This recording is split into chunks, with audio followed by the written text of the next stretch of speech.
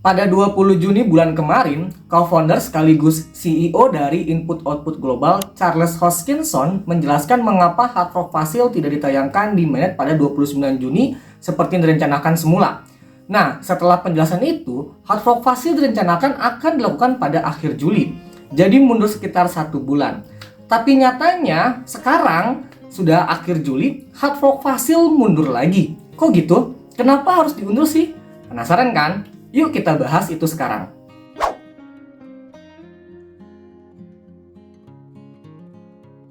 Seperti yang tadi dijelaskan, awalnya itu direncanakan hard fork pada tanggal 29 Juni, tapi diundur menjadi akhir Juli. Alasan terbesar hard fork Fossil diundur karena runtuhnya ekosistem Terra, membuat Charles Hoskinson memberikan arahan kepada banyak insinyurnya untuk mengubah pengkodean.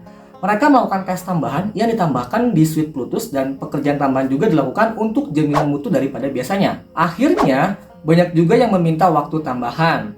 Semua sepakat untuk memundurkan jadwal hard fork ke akhir Juli untuk kebaikan Cardano. Pada tanggal 4 Juli, Tim Harrison, Wakil Presiden Komunitas dan Ekosistem di Input Output Global, menerbitkan sebuah postingan blog di mana ia berbicara tentang peningkatan kinerja dan kemampuan yang signifikan untuk Cardano yang ditingkatkan oleh Fossil yang ia sebut sebagai peningkatan jaringan paling signifikan sejak penerapan staking di era Shelly. Upgrade ini akan mengimplementasikan fitur yang diantisipasi secara luas seperti difusi pipelining dan upgrade ke Plutus. Intinya, ini menyederhanakan proses berbagi informasi tentang blok yang baru dibuat di antara peserta jaringan. Pipelining juga memastikan bahwa header blok yang mereferensikan hash dari blok sebelumnya disebarkan dengan benar. Pada hari Kamis kemarin, di tanggal 28 Juli, tim Harrison meminta Kevin Hammond untuk memperbarui pembaruan tentang Hard Fork Fossil.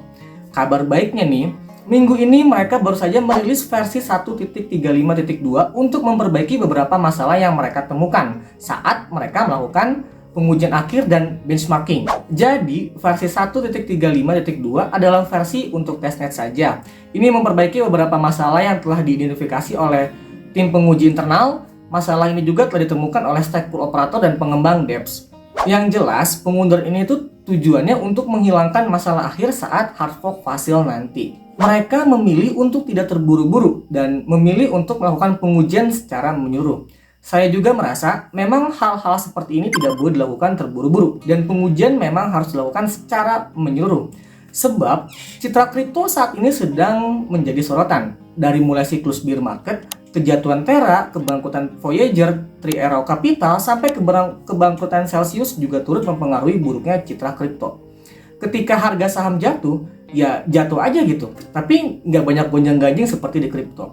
Nah sekarang, bayangkan sekelas Cardano yang ketika videonya dibuat market cap-nya itu sekitar 17 miliar dolar setelah hard fork Fossil, lalu ternyata ada masalah fatal.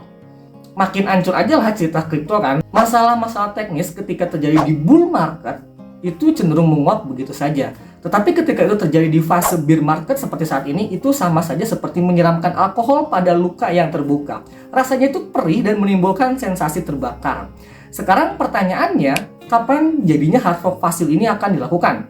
Saya tidak menemukan tanggal pastinya, tetapi pada acara Cardano 360 kemarin pada tanggal 28 Juli, Hammond mengatakan mungkin membutuhkan beberapa minggu lagi. Beberapa minggu ke depan tersebut termasuk waktu yang dihabiskan untuk berkoordinasi dengan bursa dan stake operator sebelum rilis final hard fork Fossil ini siap di mainnet. Ingat, beberapa minggu lagi itu tidak menjamin hard fork Fossil akan dilakukan pada akhir Agustus. Bisa aja dilakukan pada akhir September. Gimana? Kalian masih semangat nggak dengan hard fork Fossil Cardano ini? Tulis di kolom komentar ya pendapatnya.